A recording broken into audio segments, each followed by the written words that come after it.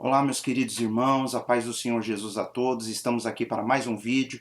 É sempre bom estar com vocês. Eu gosto de compartilhar a palavra de Deus, eu gosto do estudo das Escrituras, porque isso fortalece a nossa fé, aumenta o nosso amor pelo Senhor, e é importante saber que você está aqui comigo também para aprender mais da palavra de Deus, tá bom, queridos? Vamos abrir nossas Bíblias no livro de Êxodo, capítulo 3, versículo 7. Êxodo, capítulo 3, versículo 7, que diz assim: E disse o Senhor: Tenho visto atentamente a aflição do meu povo, que está no Egito, e tenho ouvido o seu clamor por causa dos seus exatores, porque conheci as suas dores. Amém?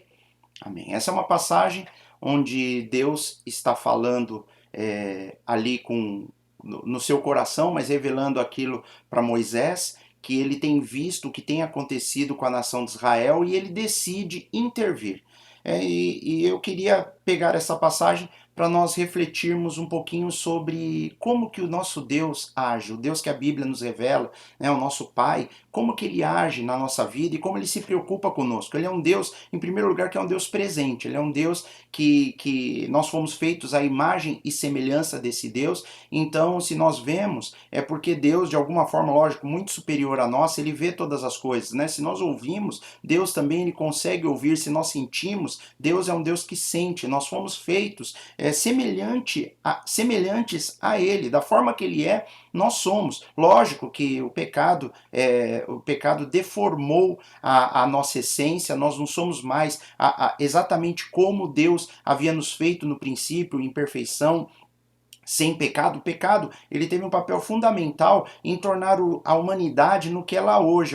São pessoas, homens e mulheres que não querem saber de Deus, que estão longe de Deus e com seus corações sempre inclinados para o mal, para o pecado. Mas Deus ele quer resgatar esse povo, ele quer trazer essas pessoas de volta desde o princípio, desde o início. A Bíblia diz que desde antes da fundação do universo, das coisas que foram criadas, o Filho de Deus já havia sido sacrificado. Por quê? Porque Deus ele é um Deus onisciente, ele sabe como as coisas vão acontecer. Então ele sempre tem um plano. Deus ele leva em consideração as decisões ruins, ele leva em consideração o pecado que a humanidade comete, ele leva em consideração muitas vezes as catástrofes que acontecem, mas Deus, através da sua onisciência e da sua sabedoria, ele faz com que a história ela cumpra o seu propósito. Então nós temos que ter em mente, em primeiro lugar, que Deus tem um propósito, ele tem um objetivo, e que coisas ruins acontecem na vida daqueles que amam a Deus, na vida daqueles que também não amam. Na realidade, a humanidade vive num mundo caído, num mundo mau, um mundo onde o príncipe desse mundo não é Deus, é o diabo. A Bíblia deixa isso bem claro, e nós estamos sujeitos a coisas ruins o tempo todo. Só que Deus, ele consegue, apesar de todas essas coisas ruins que acontecem, apesar da inclinação do homem para o mal, Deus ainda, mesmo assim, ele faz com que a sua vontade prevaleça, levando em consideração tudo que vai acontecer, coisas que são muitas vezes contrárias à sua vontade. A Bíblia diz que Deus não tem prazer na morte do ímpio, Deus não tem prazer no sofrimento, ele se compadece do aflito. Então Deus ele vai escrevendo a história de uma forma que cumpra a sua vontade. E é interessante que aqui, isso que ele está falando aqui em Êxodo 3,7, lá no início, em Gênesis, ele falou para Abraão que a descendência dele seria peregrina numa terra estrangeira e seria afligida pelos inimigos, seria afligida inclusive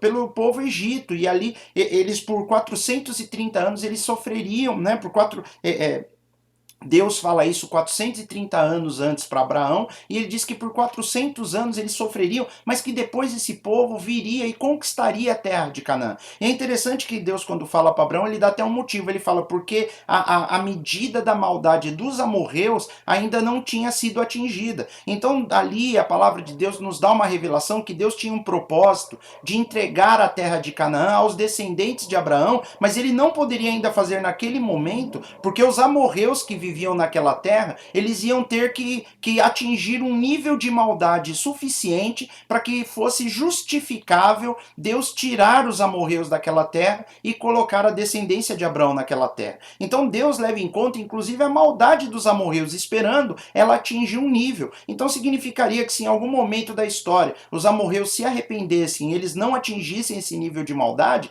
Deus talvez não colocaria a nação de Israel naquele lugar. Mas como Deus sabia que os amorreus ali, falando para Abraão, em 430 anos, eles atingiriam o nível máximo do tolerável da maldade, Deus já estava disposto antecipadamente, conhecendo todas as coisas, porque ele é soberano, ele já tinha decidido entregar aquela terra de Canaã para Israel. Eu sei que pode ser um pouco complexo para quem não está muito acostumado com a narrativa bíblica, mas nós temos que entender que Deus, ele sabe de todas as coisas, ele já tem um plano formado. Quando Adão e Eva caem ali no paraíso, quando ele lança a sentença ali e os expulsa do Éden, ali Deus já dá a entender para Eva que dela viria um descendente que esmagaria a cabeça do descendente, da serpente e do seu descendente, que haveria um conflito entre a geração de Satanás e os descendentes do ser humano. Então o ser humano teria, mas um dia, ele fala, um dia nasceria alguém que iria reverter todas as coisas. Deus já sabia o plano que ele tinha para fazer com que Jesus viesse e nascesse e morresse pelos nossos pecados e fosse a razão da salvação da humanidade. E às vezes as pessoas perguntam, mas por que demora tanto? Porque Deus, ele sabe de todas as coisas, ele não pode simplesmente impor aquilo que ele quer fazer sem levar em conta tudo o que vem acontecendo, porque Deus, ele criou todas as coisas e ele tem uma dinâmica, uma forma de impor a sua vontade. Ele tem leis espirituais, assim como na Terra nós temos leis físicas, e essas leis físicas, elas determinam como as coisas funcionam aqui na Terra. Deus, ele determinou leis espirituais, e muitas delas a gente não tem a menor ideia de como funcionam e por que é assim, mas Deus, ele sabe o que está fazendo. E nós temos que ver aqui que a nação de Israel, né, a história Jacó, que é o neto de Abraão, teve 12 filhos. Esses filhos vendem o filho mais novo por ciúme, como escravo. José, ele vai parar no Egito, ali acontecem algumas injustiças para ele, lá no Egito ele vai preso, inocentemente preso, mas depois ele interpreta um sonho do faraó e o faraó o coloca como governador do Egito, ele sai ali da posição de escravatura para ser um líder do Egito, e ali depois os irmãos de José, anos mais tarde, aparecem ali no Egito, né, numa época de fome, e José se revela para os seus irmãos. A história ela é bem conhecida, amplamente conhecida, e a descendência de Abraão vai morar no Egito. E ali já estão praticamente 215 anos se passam, desde que Deus falou para Abraão que aquilo iria acontecer. E eles passam mais 215 anos ali no Egito, que finalmente eles são escravizados. José vem a falecer, a Bíblia diz depois que sai aquele faraó, entra um outro governador no Egito que não conhecia a família de José, e quando ele vê aquele povo grande, forte, multiplicado, segundo as próprias palavras do faraó, havia mais hebreus no Egito do que o próprio povo egípcio, e ele começa numa forma de deter, de conter o crescimento ali do que Deus vinha fazendo na nação de Israel. Ele começa a pressionar essas pessoas, o escravizarem, começa a judiar deles. Aí chega nessa parte do versículo que nós vemos, né? A Bíblia diz que eles clamaram a Deus, eles choraram a Deus, eles gritaram, eles imploraram, eles entraram. Nós não sabemos como que era a espiritualidade da nação de Israel, dos hebreus, lá no Egito. Nós não sabemos se eles cultuavam a Deus, se eles buscavam a Deus. Uma coisa é fato, a Bíblia diz que quando o negócio apertou, quando ficou difícil, eles clamaram, eles buscaram a Deus. E Deus responde dessa forma: tenho visto atentamente a aflição do meu povo. E o que eu quero destacar logo de cara é que Deus, ele é onisciente sim, mas ele olha atentamente a aflição daquele que clama, do povo dele. Se nós somos filhos, se nós somos povo, Deus, ele atenta para a nossa aflição. O povo clamou e Deus, ele disse: eu tenho visto atentamente. Ele é o Senhor, Deus é o Deus que vê. Nós vamos ver um Deus que está atento, que ele olha, é o Senhor que vê todas as coisas. Né? Nós vamos, inclusive eu estou procurando aqui, o Senhor vê atentamente, né? Nós sabemos que Deus, ele é um Deus que vê todas as coisas, que sabe todas as coisas, que ele conhece todas as coisas. Ele continua, que está no Egito, né? Tenho visto atentamente a aflição do meu povo que está no Egito e tenho ouvido o seu clamor. O Senhor é um Deus que ouve, ele é um Deus que ouve, né? Nós vemos, por exemplo, a experiência de Agar no deserto. Ela era uma serva de Abraão e ela briga com Sarai, e Sarai é expulsa de casa. E ela lá no deserto, Deus fala com ela, e ela fala assim, o Senhor me ouve, né? Ela chama ele de o Senhor que me ouve. E, em hebraico até a palavra chamar, chamar é ouvir, e é uma das atribuições do Senhor, Jeová, chamar, né? E o Senhor que vê é o El Roi. Roy é aquele que vê, né? Então são nomes que Deus recebe na Bíblia em momentos que ele viu alguém ou que ele ouviu alguém, e aqui ele está falando, eu tenho ouvido o seu clamor por causa dos seus exatores, por causa daqueles homens que têm os maltratado, porque eu conheci as suas dores. O Senhor é um Deus que conhece as dores, ele se coloca no lugar daqueles que sentem as dores. Mas isso é interessante, o Senhor vê, querido, minha querida irmã, se nós temos passado por problemas, por dificuldades, e nós amamos ao Senhor, nós temos clamado a Ele, nós não podemos esquecer que o Senhor, Ele vê, como Ele fala aqui, Ele tem visto atentamente a aflição do meu povo, o Senhor tem visto atentamente a sua aflição, e Ele nos lembra aqui que Ele ouve. Olha só o que diz o Salmo capítulo 6, versículo 9 aqui, ó. O salmista diz assim, o Senhor já ouviu a minha súplica, o Senhor aceitará a minha oração. O Senhor já ouviu a minha súplica e o Senhor aceitará a minha oração. Então ore, queridos. Aquele povo, eles clamaram, eles ouviram e ali eles descobriram. Deus se revela como o Deus que vê, o Deus que ouve, o Deus que está atento ao clamor por causa do mal que tem sido feito, por causa das aflições que o seu povo tem sofrido, por causa das dores que a igreja passa. Deus, ele ouve o clamor. Quando Pedro, ele foi preso, a igreja orou e Deus foi lá, enviou anjos e tirou Pedro da prisão.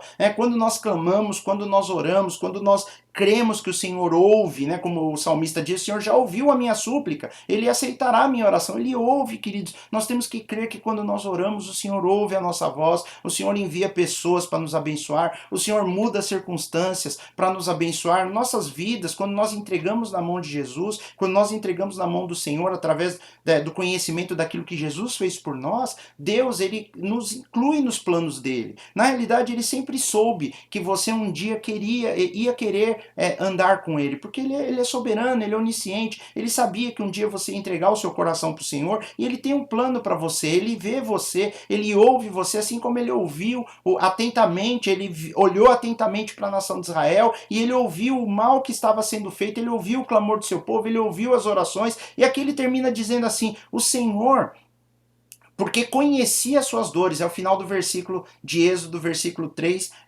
capítulo 3, versículo 7, ele fala, o Senhor conhece, e essa palavra conhecer na Bíblia, ela está sempre ligada à intimidade, da mesma forma que fala, e o marido conheceu a esposa é ter o primeiro contato físico, as núpcias, ter a primeira intimidade entre homem e mulher, conhecer, como um pai conhece o filho conhece o seu pai, a sua mãe, é intimidade, é um ambiente familiar, conheço as suas dores, é como se Deus estivesse dizendo, eu sinto as dores que vocês sentem, eu me coloco na pele de vocês. É interessante que, pelo menos nas escrituras, no Antigo Testamento, nós não vemos nenhum momento prático onde o próprio Deus, ele se coloca, que a gente possa olhar ou ver alguma passagem bíblica, que nós possamos falar da seguinte forma, Deus, ele sentiu as dores do homem ali naquele momento. É óbvio que em sua onisciência, ele consegue entender a dor que nós sentimos na alma, a dor que nós sentimos no nosso espírito, a dor que nós sentimos na carne.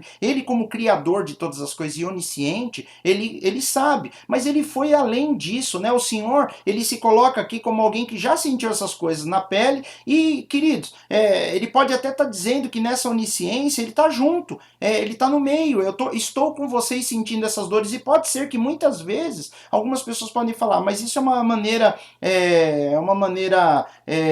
simplória de se referir, como quando uma pessoa alguém perdeu um ente querido e uma pessoa que nunca perdeu um ente querido da mesma forma fala para ela, eu imagino como você está se sentindo. A pessoa imagina, mas ela nunca passou por aquilo, então ela não sabe. Então muitas pessoas podem falar, mas Deus, ele não tem como saber exatamente o que nós sentimos. Mesmo nós fazendo todo um exercício mental aí, pensando que Deus é onisciente, que Ele que criou, mas como homem, na posição do homem, se colocar, será que Deus sentiu isso? Talvez até aquele momento não. mas nós temos que entender que a Bíblia nos mostra que Jesus, depois, séculos depois, ele veio como homem, ele experimentou as mesmas coisas que nós experimentamos. E Deus, na sua onisciência, eu tenho certeza que ele aprendeu o que é a dor e a aflição através do que Jesus viveu, ainda que no futuro, Deus, que é o Senhor do tempo, para Deus não tem passado, presente e futuro. Ali, naquele momento, eu creio que naquele momento ali para a nação de Israel, eles estavam passando uma dor que Deus, sabendo a dor que ele sentiu na carne, como no lugar de Jesus ali na cruz, ele fala, eu sei, eu conheço as suas aflições, eu sei o que vocês estão sentindo, eu sei o que é sofrer na carne, por quê? Porque ele já tinha uma experiência em sua onisciência, eu não estou dizendo que isso já havia acontecido, é futuro para nós, era futuro para eles lá, a morte de Cristo na cruz, mas Deus, ele já sabe todas as coisas, Deus, ele vive em todos os tempos, ele é Senhor do tempo, ele é Senhor do espaço, ele conhece tudo, ele domina tudo. Então nós entendemos ali que Deus pode estar se referindo sim a um sofrimento que ele sabe que seu filho iria no futuro sofrer na cruz, iria sentir. E aí eu queria até ler para vocês aí alguns versículos interessantes que eu separei, mas eu não vou nem colocar na tela, porque é muita coisa. Mas olha só, Hebreus capítulo 2, versículo 18, diz assim, porque naquilo que ele mesmo, falando se referindo a Jesus, sendo tentado, padeceu. Ele padeceu. Ele pode socorrer aos que são tentados. Hebreus está dizendo, ele padeceu. Então, como ele padeceu, ele sentiu dores, ele sofreu, ele pode socorrer aos que passam por isso, porque ele sabe, ele conhece as nossas dores, né? Hebreus capítulo 5, versículo 8, ele fala, ainda que era filho, se referindo a Jesus, ainda que Jesus era filho, ele aprendeu a obediência por aquilo que padeceu. Esse aprender a obediência não é que ele era desobediente e começou a se tornar. Eu entendo que talvez ele está falando que aprendeu o que é ser obediente como homem, por aquilo que ele padeceu. Ele padeceu as mesmas coisas que nós. Então ele consegue compreender o que nós sentimos na questão da obediência e na questão das dores que sentimos. Deus, ele se compadece dos seus filhos, ele se coloca no lugar deles como homem, em Jesus. E eu creio que lá em Êxodo capítulo 3, versículo 7, Deus está se referindo. Ali ele está dizendo para Moisés, se referindo ao povo, que ele conhece as dores e as aflições, ele é onisciente, e ele sabe, por quê? Porque no futuro Jesus sofreria também, ele sabe qual é a dor, ele sabe como é difícil, ele sabe o que é padecermos, o que é sofrermos, né? Hebreus 13, 12, ele fala assim, ó, e por isso também Jesus, para santificar o povo pelo seu próprio sangue, padeceu fora da porta, sofreu, foi injustiçado, ali ele foi machucado, ali ele foi crucificado, ali ele foi morto na cruz, né? Olha só, 1 Pedro capítulo 2, versículo 21, porque para isto sois chamados, pois também Cristo padeceu por nós, deixando-nos o exemplo, para que sigais as suas pegadas. Cristo padeceu por nós, Deus conhece as nossas dores, ele sabe o que é sofrer, ele sabe o que é sentir dor, ele sabe qual é a sensação do desprezo, ele sabe qual é a sensação das pessoas blasfemarem, quer dizer, xingarem, falarem mal de você, ele sabe como é ruim quando os homens se levantam contra você injustamente. Jesus, ele sabe, ele sentiu isso na pele, ele sentiu a dor de ser traído, ele sentiu a dor de ser abandonado, ele sentiu a dor de pessoas levantarem falsos contra ele sabe tudo isso. Jesus padeceu, ele conheceu essas coisas. Né? 1 Pedro 3,18 diz assim, porque também Cristo padeceu uma vez pelos pecados, o justo, Jesus era o justo, pelos injustos, que somos nós, para levar-nos a Deus. Ele fez isso, ele padeceu para nos levar a Deus, é o que diz, mortificado na verdade na carne, mas vivificado pelo Espírito. Ele padeceu, ele sofreu por nós. Lá Deus está dizendo para Moisés e para a nação de Israel, eu conheço as dores de vocês, eu sei o que é padecer. Por isso que Deus ele é misericordioso, ele entra na dor conosco, por isso que ele resgatou aquele povo. Né? Para terminarmos aqui a sequência de versículos, 1 Pedro 4:1, ora pois, já que Cristo padeceu por nós na carne, armai-vos também vós com este pensamento, que aquele que padeceu na carne já cessou do pecado. Então ele está falando que uma vez que Cristo padeceu por nós para cessar o pecado, nós também padecendo com ele, nós temos que parar de pecar. Mas olha só, esses 6 versículos aqui que eu li com vocês mostram que Deus sabe o que é padecer, que Deus, ele padeceu conosco, ele passou pela aflição conosco. Deus, na sua onisciência, ele já escreveu toda a história da humanidade. Ele já escreveu, está escrito, ele sabe. Né? Mas ele não determinou as coisas, todas elas. Ele fez o seguinte, ele leva em conta todos os erros, as falhas, as decisões dos homens, as catástrofes, tudo que acontece, Deus ele pega e costura todos esses eventos que são desagradáveis, que não agradam o coração do Senhor, e ele constrói uma história de conserto por trás disso. E no final, a vontade dele vai prevalecer. É assim que Deus age. E Deus já revela antecipadamente para nós o que ele vai fazer. Assim como ele avisou para Abraão que isso aconteceria, que eles seriam escravizados, mas depois ele os traria de volta, e assim como inúmeras outras passagens na Bíblia, que Deus disse que algo iria acontecer, como Jesus disse que ele iria para o Pai, iria voltar, Jesus vai voltar, isso está escrito, e eu creio no que está escrito, né? Ainda que muitas pessoas façam suas próprias escolhas, influenciadas nesse mundo caído, ainda que Satanás tente se levantar e vai colocar um homem no poder, chamado, que a Bíblia chama de o anticristo, ainda que esse homem venha a dominar e as nações vão se dobrar a ele, muitas pessoas vão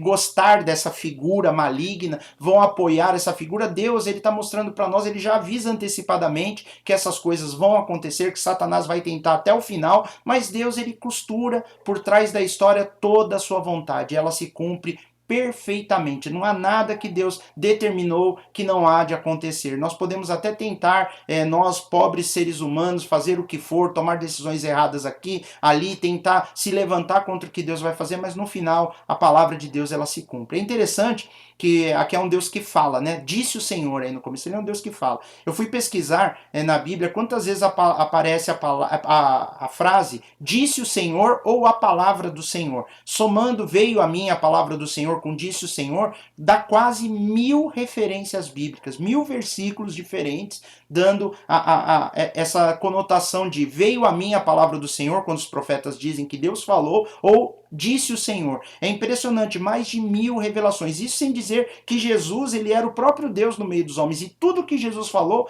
era a palavra do Senhor. Ele era o verbo, ele era o princípio. Então, queridos, nós temos que entender que no final o Espírito Santo ele vai influenciando homens e mulheres em todos os lugares do mundo. Aqueles que ouvirem a voz do Senhor vão tomar decisões voltadas à palavra do Senhor. Aqueles que não são do Senhor, aqueles que têm o coração longe do Senhor vão tomar suas decisões, mas isso não vai atrapalhar em nada o que Deus irá fazer no final. Os homens podem se juntar contra Deus, fazer o que for, se juntarem a Satanás, fazer o que for, no final a vontade de Deus vai prevalecer. E nada dessas coisas são surpresa para Deus. Deus ele sabe de todas as coisas e ele traçou um plano considerando todas essas coisas. É como se fosse uma grande bagunça que Deus só pega as peças já bagunçadas, estragadas, junta todas elas numa sequência que faz com que a vontade dele se cumpra. Não importa o que os homens decidam ou não decidam. Os homens têm a livre decisão, lógico, que influenciada por uma série de coisas nesse mundo espiritual caído. Os homens podem fazer as decisões que quiserem, tomarem as decisões que quiserem.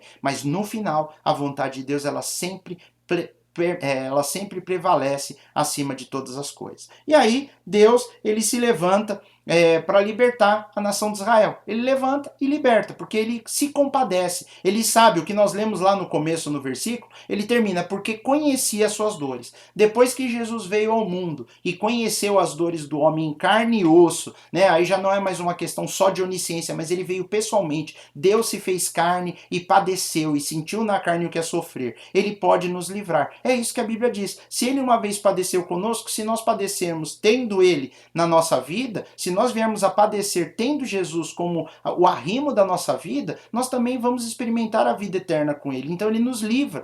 Da mesma forma que ele veio para livrar a nação de Israel que estava cativa no Egito, ele vem nos libertar do poder do pecado e da morte. Aí eu queria terminar com vocês com o versículo de João, capítulo 8, versículo 36, que uma frase que o próprio Senhor Jesus disse, e essa frase ela é muito significativa para nós na questão de tudo isso que nós falamos agora nessa mensagem. Olha só o que Jesus diz: se, pois, o Filho vos libertar, verdadeiramente sereis livres. Se o Filho vos libertar, verdadeiramente sereis livres. Esse que veio e padeceu na carne por nós e fez todo esse sacrifício por nós, ele está dizendo que se ele nos libertar, nós verdadeiramente seremos livres. Se você crê em Jesus, ele te liberta do poder do pecado e do poder da morte. E aí, tudo que Deus fez, tudo que ele coloca sobre as nossas vidas, é por causa daquilo que Jesus fez. Se Deus nos abençoa, se ele nos liberta, se ele nos guia por um caminho de certeza, de fé, é por causa do que Jesus fez. É isso que eu queria compartilhar com vocês, queridos. Senhor Jesus Jesus ele veio para libertar os cativos.